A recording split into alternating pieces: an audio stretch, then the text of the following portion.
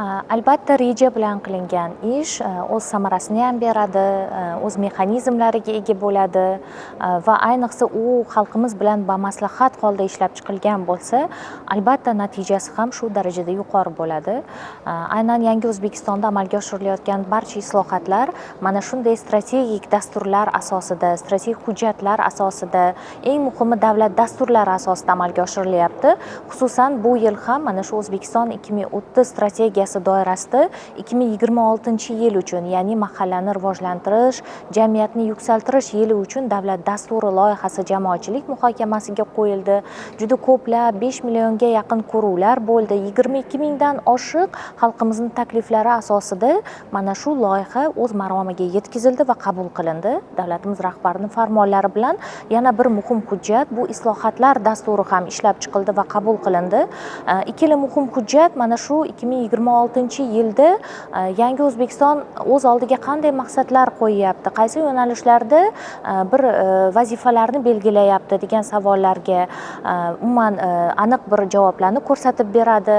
Bilamizki, yil nomidan kelib chiqqan holda 2026-yilda eng muhim nuqta sifatida bu mahallalarga e'tibor qaratilyapti va mahalla infratuzilmasini yaxshilash, u yerda kompleks chora-tadbirlarni amalga oshirish masalalari davlat dasturining eng ustuvor yo'nalishi sifatida belgilab qo'yilyapti. Ayniqsa mana shu bugungi kunda mamlakatimizda eng muhim masalalardan biri, bu borada albatta kambag'allikni qisqartirish, aholi bandligini ta'minlash masalalari davlatimiz rahbari boshchiliklarida eng muhim bir yo'nalishlardan biri sifatida davlat siyosati darajasiga ko'tarilyapti.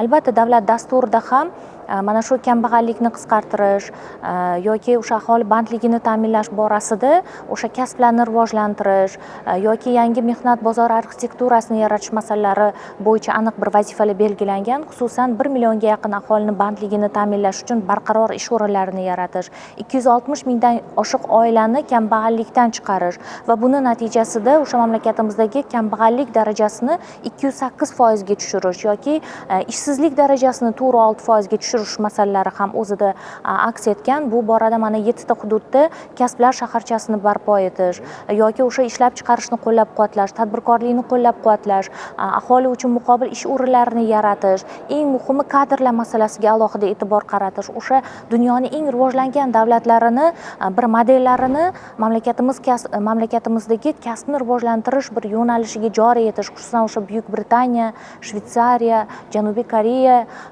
o'sha tajribalarini olib kelish masalalari ham davlat dasturida o'zini aksini topgan.